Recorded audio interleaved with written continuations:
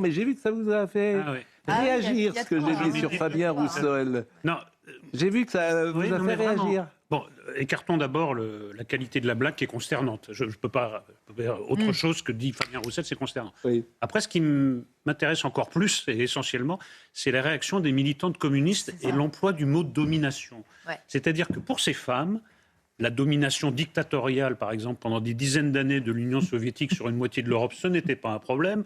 La domination des rares régimes communistes qui subsistent, mais il existe encore, qui tyrannisent leur peuple, ce n'est pas un problème. Mais là, on est devant vraiment un exemple de domination scandaleux qu'il faut dénoncer.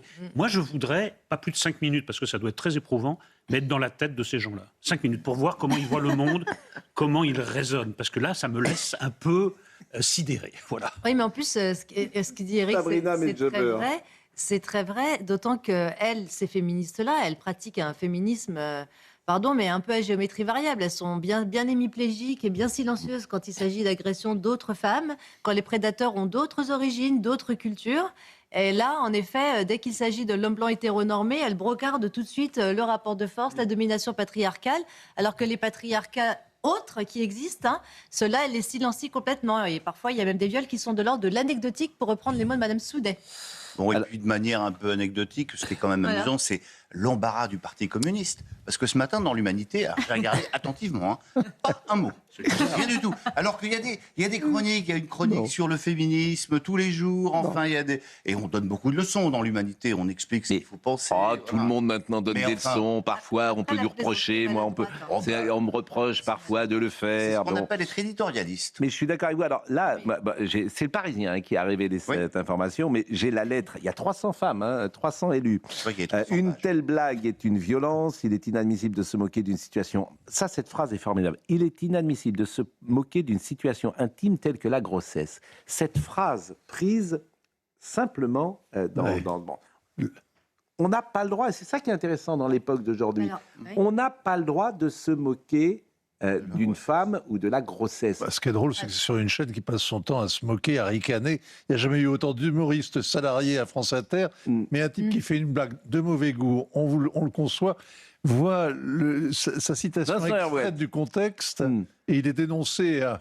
Mais c'est pas sorti du contexte, c'est que c'est privé. Il n'était même pas à l'antenne. Non, mais on ne sait pas comment s'est passé avant et après, quel était le climat, quel était... Bon, je ne sais pas s'il avait un coup dans le nez ou... Il était 8h du matin. C'est odieux, c'est odieux. Non, mais attendez, n'en rajoutez pas, s'il vous plaît. Je veux dire, je retire. Il aime le barbecue. Je retire. Vincent Herouette. Quelque part, on plaint Fabien Roussel quand même d'être à la tête d'une bande pareille de tricoteuses. Pardon, je retire. Non, mais vous voulez, les tricoteuses.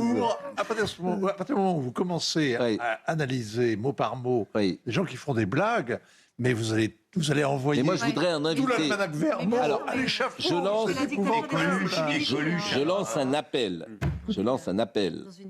Il y a 300 femmes qui ont écrit cela. Si une pouvait venir demain matin...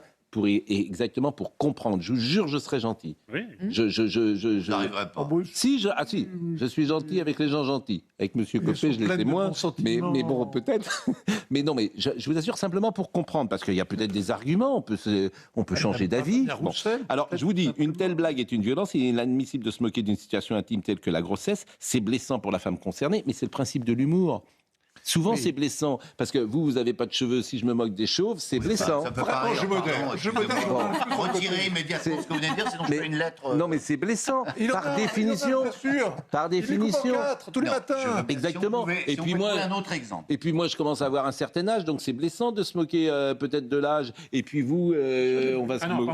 Tout est blessant. Bon, c'est blessant pour la femme concernée et pour toutes les femmes. Tes mots relèvent d'un discours de domination sur les femmes, ce qui est inacceptable en tant que communiste. Nous le dénonçons dans le monde politique comme dans le monde du travail. Nous n'acceptons pas que tu décrédibilises les paroles du Parti communiste français et notre combat contre toutes les violences faites aux femmes et aux enfants et pour l'égalité, ce combat des associations féministes auxquelles nous participons a prouvé qu'il était possible de faire reculer la domination masculine, même si le chemin est encore long pour éradiquer toutes les violences. Mais je vous dis, Il va falloir poser la question à Marie Cordelier quand même, ça va être intéressant. Mais ce qui est extraordinaire, c'est que Fabien Roussel, il s'est excusé. Parce qu'en fait, pardonnez-moi, si moi on m'enregistre du matin jusqu'au soir, je suis quand même capable, comme tout un chacun, de dire d'abord des bêtises, d'avoir des plaisanteries, parce que vous avez été dur sur la plaisanterie, sans doute, mais vous faites jamais un truc idiot, bête. Oui, mais je le dirais aussi. Je dis que cette plaisanterie est on a très mauvais goût. Mais voilà. mais je vais vous dire le mauvais ça goût. mérite pas ce que vous avez lu. Non, mais c'est Le sûr, mauvais elle est goût, pas drôle. parfois, on dit des choses précisément de mauvais goût, qu'on sait de mauvais goût, pour faire rire. Oui. Alors, je le ferai plus à l'antenne aujourd'hui. Oui. Ouais. Mais tu vas dire quelque chose d'horrible, tu sais que c'est horrible, et tu joues d'une certaine manière. C'est-à-dire qu'il y a une dimension de jeu. Tu vas jouer au beauf, pourquoi pas ?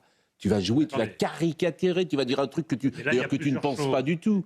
Mais c'est le principe de l'humour, du second degré.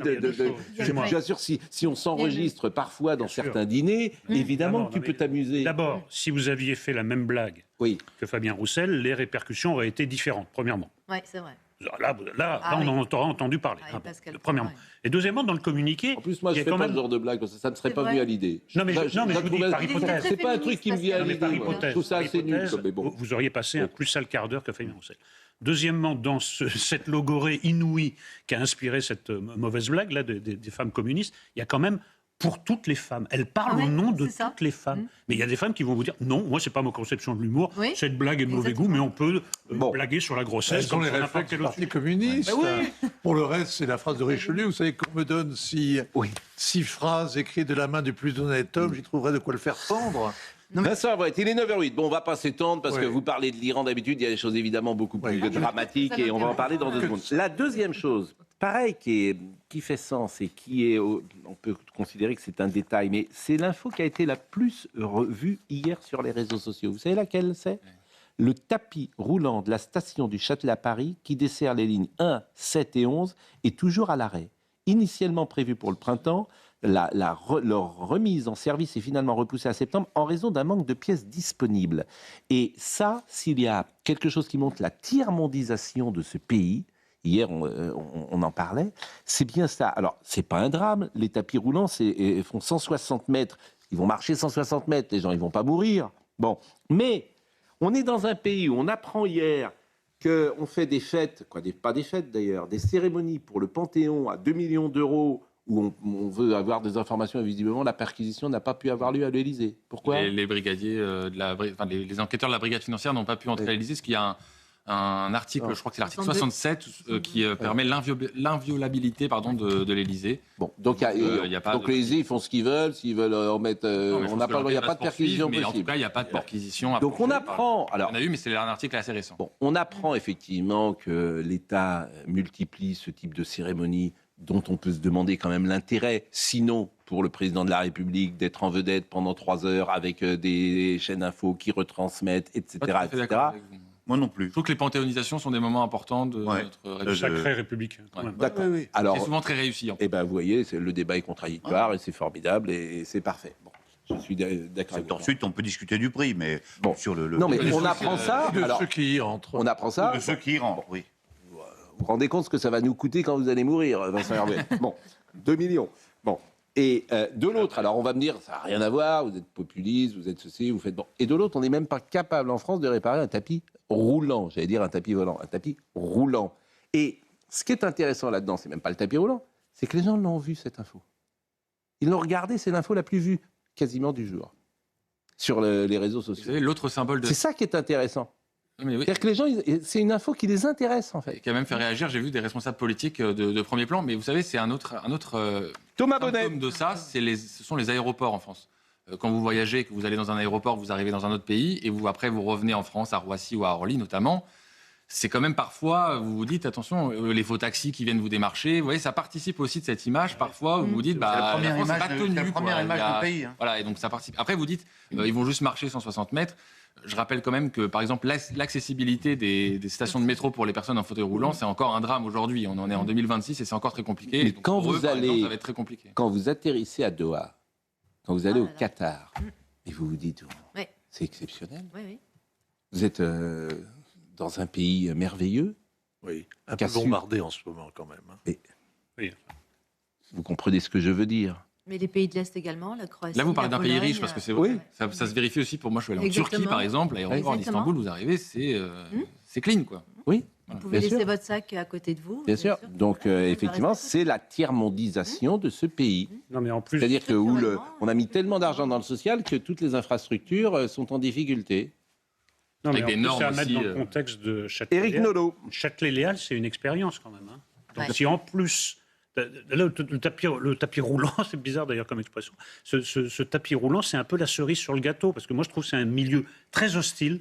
Châtelet-Léal, pour moi, c'est le symbole de la fin du monde, d'une sorte de... La plus grande station de métro d'Europe. Voilà, Et en plus, c'est hors du temps, c'est consacré juste au transit ou alors à des magasins que je juge improbables parce que je ne comprends pas qu'on puisse faire ses courses à Châtelet-Léal. Donc si en plus ça tombe en panne, je vous jure que ça va affecter le moral de millions de personnes chaque jour. Pour moi, ce n'est pas anecdotique du tout. Hein. Ouais. Mais non, bien sûr que c'est pas inéductible. Et c'est pour ça que les gens l'ont repéré, cette information. C'est toujours intéressant de s'intéresser à ce qui intéresse les gens.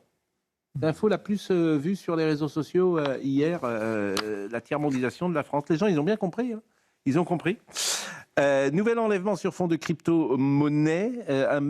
Une mère et son fils ont été enlevés en Bourgogne dans le cadre d'une affaire liée aux crypto-monnaies. Ils ont été libérés grâce à l'intervention du GIGN. Et je voulais qu'on voit ce sujet de Sarah Warni, parce que c'est quelque chose qui se multiplie. C'est une affaire qui se termine bien. Une mère et son fils âgé de 11 ans ont été retrouvés dans cet hôtel du Val-de-Marne. Ils avaient été enlevés lundi matin à leur domicile dans l'Yonne par 4 personnes cagoulées. Les investigations des gendarmes ont permis de localiser le lieu à Boissy-Saint-Léger, à plusieurs kilomètres de là. Et c'est au petit matin que le GIGN a libéré les 2 victimes, comme le raconte ce témoin. J'ai juste entendu des grands coups sur une porte et puis des gens entrant et demandant aux personnes de s'allonger au sol. En regardant à l'extérieur, j'ai vu plusieurs équipes du GIGN en action et on a aperçu un homme sortir menotté. Par la suite, au moment où on est parti, on a aperçu effectivement la mère et son enfant avec les équipes de police. Voilà. Les ravisseurs réclament une rançon au père de famille, 400 000 $ en crypto-monnaie. 7 hommes ont été placés en garde à vue. L'enquête est dirigée par le parquet de la juridiction interrégionale spécialisée de Paris. Bon, c'est quelque chose effectivement qui s'est multiplié ces derniers jours. Discours du ministre de la déléguée, effectivement, sur ce sujet. Mais qui peut faire peur d'ailleurs. Je ne sais pas si vous avez un commentaire. Plutôt, c'est vraiment une forme d'hyper-violence. Hein. C'est vraiment, ils reculent devant rien. C'est les gosses qui sont pris, des attaques en pleine rue. C'est encore une forme de violence supérieure à celle qu'on connaissait. Et c'est un peu en lien avec le sujet précédent, mais quand on parle de tiers-mondisation, moi je pense aussi par exemple aux pays d'Amérique du Sud où on vous dit avant d'y aller, ne mettez pas de montre un peu chère à votre poignet parce qu'on ne sait pas ce qui peut vous arriver. C'est un peu ce qui est en train de se passer. Alors là, c'est la crypto-monnaie, mais en fait ça concerne les gens qui ont de l'argent et à qui on demande de faire un peu profil bas. Ça marche aussi pour les touristes, notamment asiatiques, dont les bus parfois sont pillés sur l'autoroute A1 qui les mène justement vers l'aéroport. Oui, tout ça participe de ce phénomène. Les supporters de Liverpool, qui venaient à Paris, on les mettait en garde contre le fait de venir à Châtelet-Léal. C'est aussi la réalité. Là, ils ont dérapé, j'ai bien pas compris, dans l'Yonne. En Bourgogne. Oui, En Bourgogne. parce qu'il y a- Ils ont été élevés ce sujet. lundi en Bourgogne dans le cadre d'une affaire liée aux crypto-monnaies. Ils ont été libérés mardi grâce à l'intervention du GIGN. Il faut saluer les flics. Hein. Parce que s'il y a quelque chose qui marche bien en France, Les gendarmes en l'occurrence. les gendarmes, les flics, la police, Ouais. vraiment, il faut saluer ces gens-là. Hein. Non, puis On a c'est- un niveau aujourd'hui d'expertise, de qualité humaine. Je trouve vraiment, et des gens qui sont investis, militaires, gendarmes, policiers. C'est vraiment quelque chose qui tient le pays. Non, puis vous vous faites enlever dans l'Yonne quand même. Il y a un sujet, ça fait la une du Figaro ce matin, sur le fait que désormais, les villes moyennes sont les plus concernées par toute forme de violence. Hein. Que ce soit violence sexuelle, les violences physiques, les cambriolages. Et maintenant, même dans l'Yonne, vous n'êtes plus en sécurité. Mais, chers camarades, évidemment, Il y a ça un sera phénomène- l'enjeu de la prochaine présidentielle. Ce matin, Laurence Ferrari était avec Michel Barnier, bâtir ensemble. Je l'ai vu, Monsieur Barnier. Je lui ai dit, c'est plutôt reconstruire ensemble, peut-être que Réparer. bâtir. Mais comment? Réparer. Réparer. Et la nature Réparer, c'est optimiste. pas mal. Rebond. Comment? Il est de nature optimiste, monsieur. Il faut l'être. Il faut un peu d'espoir quand même. Faut de la Autrement, on politique ferme la aujourd'hui, boutique. Non, mais lui, tout est foutu. C'est un peu pour l'antithèse Piagnolo. d'Éric Non, je comprends pas. Écoutez, je comprends pas. Parce que moi, je dis que tout est foutu. Et Oui. chaque matin, vous l'illustrez par cette émission. Non. Je comprends pas. Je- Écoutez, si. Mais non, Ça parce marche que... plus à Châtelet-Léal, la ça n'a crypto-monnaie, jamais marché, c'est un cancer. Châtelet-Léal. On va s'en remettre. Oui. Donnez-moi une bonne nouvelle. Attendez. Qu'est-ce qu'il y a comme bonne nouvelle aujourd'hui? Eh bien, La justement, qualification du PSG, si vous voulez. Pardon. oui, d'abord. On peut faire de la marche à pied d'abord, à Châtelet-Léal. Oui. La guerre est presque finie. J'ai entendu M. Trump. Ah ben ouais, alors s'il le dit, c'est que ça doit être vrai, oui. J'ai vu, et d'ailleurs, on va donner la parole immédiatement à Vincent Herouet. Non, il y a la bonne nouvelle, en fait, et c'est ce que disait Jean-François Copé hier, il avait raison de ce point de vue-là. Il y a des énergies en France, il y a des chefs d'entreprise, il y a des formidables initiatives, il y a des personnalités. Tout ça existe en France. Mais l'État est une catastrophe. L'État ne sait pas encadrer ça. On a un personnel politique qui est lamentable. Dans 9 cas sur 10, lamentable. Vous avez un Premier ministre qui fait semblant d'être Premier ministre, qui n'est même pas capable de faire travailler les gens le 1er mai, qui n'a aucun courage. Heureusement que c'est moi qui exagère. Ah mais écoutez, Pascal. Donc on a un personnel politique, mais en même temps, on a les politiques qu'on mérite. Monsieur Barnier, c'est un politique quand même de premier plan. Son slogan, c'est bâtir ensemble. Est-ce que vous trouvez que bâtir ensemble, c'est un slogan à la hauteur de Je m'en fiche du slogan. Si, moi je trouve que c'est complètement qu'est-ce que vous voulez Monsieur Barnier arrive et il faut bâtir ensemble. C'est pas un slogan pour la France, Eric, c'est un slogan notamment pour mettre en commun les forces politiques. Enfin, ça s'adresse aussi à ses camarades politiques. C'est pas un slogan, ce serait se battre. C'est pas, voilà. Non mais je vois pas le caractère d'urgence de transparaître dans bâtir ensemble. Je vois un truc un peu techno. Oui. Vous voulez, c'est quoi votre slogan? Il faut tout reconstruire, Voilà. Point d'exclamation. Je suis d'accord, tout reconstruire. Ensemble. Vous avez raison, moi j'ai dit reconstruire. Tout reconstruire. Mais tout reconstruire, c'est-à-dire que tout est par terre et ils ne veulent pas aller là-dedans. Voilà. Ils ne veulent pas le dire parce qu'ils ne sont pas assez. Arrêtez de faire semblant de ne pas être d'accord. Eh bien, tout reconstruire. Voilà, tout reconstruire. Point d'exclamation. On y va tous les deux? Oui. Tout reconstruire. Monsieur. J'irai seul finalement. Comment? J'irai seul finalement. Mais non, vous n'avez pas. Voilà, on est des observateurs. On est des témoins. Monsieur Trump. Vous avez vu que sur les plateaux de télévision, maintenant, on critique moins Trump qu'on le critiquait. Vous avez remarqué? Avant, c'était le diable. Hier soir, je tombais sur des chaînes concurrentes. Je zappe de temps en temps. Oui. Et alors, visiblement, on lui trouvait quelques qualités. Oui. Et le Trump bashing était souligné. Pas partout, mais est-ce que vous voulez écouter? La guerre est presque finie. Écoutez ce qu'il a dit hier soir à cette jeune femme. C'était sur Fox Business Network, Morning with Maria. Très bien dit. J'ai dû intervenir, car si je ne l'avais pas fait maintenant, l'Iran disposerait de l'arme nucléaire. Et s'ils avaient l'arme nucléaire, vous seriez en train d'appeler tout le monde là-bas, et vous ne voulez pas en arriver là. Je pense que la guerre est presque finie. Je veux dire que je la considère comme presque terminée. Vous savez quoi? Si je me retirerais maintenant, il leur faudrait 20 ans pour reconstruire ce pays. Et nous n'avons pas fini. Nous verrons ce qui se passera. Je pense qu'ils veulent vraiment conclure un accord. La parole à notre ami Vincent. Franck Tapiro m'envoie un petit message, mais c'est une bonne idée de trouver le bon slogan pour la France. Lui, il propose « Sauvons la France ». C'est la même chose, à peu près. Oui. C'est pas mal, « Sauvons la France ». Il y a un côté Jeanne d'Arc, un petit peu, qui est... On en est là, moi je crois qu'on en est là. Donc, moi j'aime bien « Réparons ». Réparons la France. Ouais, c'est pas mal. Réparons la France, sauvons la France. On peut faire... on prend rien, nous, On propose nos idées, mais on fait du brainstorming. Libre de droit. On prend ses libres de droit. bien sûr. La guerre est finie, Vincent Herouet? Bien sûr. D'ailleurs, elle a été finie dès le premier jour. Le problème, c'est que ça fait 45 jours que visiblement les Américains sont incapables de donner le coup de grâce à la République islamique qu'ils ont décapité le premier matin du 28 février. Donc, Donald Trump dit ça, le contraire demain et avant-hier. On ne peut pas se fier, évidemment, à ce que dit le président des États-Unis. Pourquoi il dit ça? Il dit ça pour ses marchés, pour rassurer... Sans doute, oui, parce que tous les jours, il faut surprendre. Il faut rester... L'important, c'est d'être écouté. Il n'est jamais sorti de son studio de télé, par moment. On se dit, il est suspendu à l'audimat. Non, franchement, comment est-ce qu'on peut dire que la guerre est finie alors que ils sont en train de masser au large donc d'Ormuz une armada pour bloquer le blocus que font les Iraniens, que les négociations ont lieu, mais en sourdine, dans la coulisse, avec les Chinois qui s'y mettent maintenant, les Pakistanais, etc. On ne sait absolument pas. C'est pire que le brouillard de la guerre, le molleton du secret dont s'entourent les diplomates. Vous n'y voyez pas grand-chose, mais on comprend en tout cas qu'il y a urgence, que le cessez-le-feu se termine dans une semaine, que le compte à rebours, que la pression des marchés est très forte, et donc qu'il faut gagner du temps et trouver une porte de sortie. Ils cherchent la porte de sortie pour l'instant. Ils ne l'ont pas trouvée. Emmanuel... Une bonne nouvelle. Vous cherchez une bonne nouvelle? Oui. Moi, j'en ai. C'est les discussions constructives d'après les deux côtés qui ont eu lieu hier entre l'ambassadeur israélien et l'ambassadeur libanais à Washington sous la houlette de Marco Rubio. C'est la première fois depuis 1983 que les deux pays se parlent.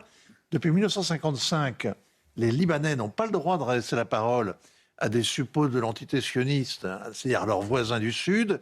Et pour la première fois, il y a une conversation où ils ont dit du mal du Hezbollah, évidemment. Entre Mais de la France aussi. Vous voulez que je vous fasse écouter ce qu'a dit l'ambassadeur d'Israël aux USA? Oui. Mais c'est incroyable ce qu'il dit sur la France. On paye Il dit, mais on veut pas vous voir. C'est même, je vous assure, on est triste. On est vraiment persona non grata. Écoutez l'ambassadeur d'Israël aux USA sur les négociations. Nous ne voulons certainement pas que les Français s'immiscent dans ces négociations. Nous aimerions les tenir aussi éloignés que possible de pratiquement tout, mais surtout lorsqu'il s'agit de négociations de paix. Ils ne sont pas nécessaires, ils n'ont pas d'influence positive, surtout pas au Liban. Vous vous rendez compte? Oui, Ils n'ont pas d'influence positive, surtout au Liban, alors qu'Emmanuel Macron est allé au Liban, à Beyrouth, etc. Donc c'est encore un camouflet. Le dernier endroit où on a un tout petit peu d'influence, mais là on paye ce qu'on a fait. Olivier de Lagarde. On paye la reconnaissance de l'État palestinien. Et là, les Israéliens l'ont encore en travers de la gorge. Non, les Français se considèrent qu'ils ont un rôle à jouer au Liban qui leur est donné par l'histoire, et pas simplement l'histoire c'est une histoire qui remonte très loin, la défense des chrétiens maronites par la couronne de France, et l'indépendance et les frontières qui ont été établies. Mais là, à comment Paris. vous analysez ça? Mais il faut voir d'où ça vient. Monsieur l'ambassadeur d'Israël à Washington, monsieur Leiter, là, n'était pas diplomate de carrière. Avant, c'était un défenseur des colons les plus radicaux cisjordanistes, un homme extrêmement engagé dans la politique israélienne et du côté le plus dur. Et évidemment, il ne peut pas accepter que le Hezbollah et que la France soutiennent, interdisent, s'indignent par exemple des bombardements actuels, parce que les conversations ont lieu, mais en même temps, la guerre continue sur ce front-là. Et ce matin encore, Israël a bombardé une voiture au sud de Beyrouth. Il est 9h24, on va marquer une pause. On recevra tout à l'heure Alexandre Jardin qui va être là. Je crois qu'il est déjà là à 9h30 pour parler des ZFE, parce que c'est à la fois une victoire, mais elle pourrait être mise en cause par le Conseil constitutionnel. Donc même les députés n'ont pas le dernier mot aujourd'hui. On sera avec Nicolas Pouvron-Monti, que vous connaissez. Immigration, mythe ou réalité. On est mercredi, allez au cinéma voir Juste une illusion. On en parlera tout à l'heure, puisque Juste une illusion parle d'un pays qui est disparu. La France, en 1985. En tout cas, que le tapis roulant marchait. Le tapis roulant, mais tout neuf. Mais le film est formidable. Et on pourra parler du périscolaire. Alors, il y a une information tout à fait étonnante que je viens de découvrir sur les réseaux, qui m'a, qui m'a intéressé, si j'ose dire, interpellé, c'est que le magazine, le magazine que je vous retrouve cela à l'instant, violence dans le périscolaire, c'est un papier du Figaro qui est sorti à 7h45, violence dans le périscolaire, cache investigation visée par une plainte pour non-dénonciation de mauvais traitements. 9 mois se sont écoulés entre les comportements inappropriés filmés à l'école Saint-Dominique à Paris et leur diffusion dans Cache Investigation, un délai qui vaut à l'émission d'être visé par une plainte posant la question de la responsabilité des journalistes témoins de violence. Ça, c'est une question, effectivement, qui peut être posée aux journalistes. Vous arrivez, vous filmez quelque chose, et puis il y a un temps de diffusion. Ça, là, je ne fais pas le procès à Cache Investigation, on ne diffuse pas immédiatement peut-être les images. C'est pas la première responsabilité que j'irai chercher dans ce dossier, non, mais c'est très intéressant. C'est une vraie question, quand même. C'est une vraie question. Le reportage de Cache Investigation, périscolaire, établissement privé, enquête derrière le portail de nos écoles, a eu l'effet d'une bombe après la diffusion sur France 2 le 29 janvier 2026. Ce jour-là, des parents ont découvert que les défaillances dans les structures périscolaires ne se cantonnaient pas aux accusations visant les écoles maternelles, etc. Mais on leur reproche d'avoir été... D'avoir trop attendu, quoi.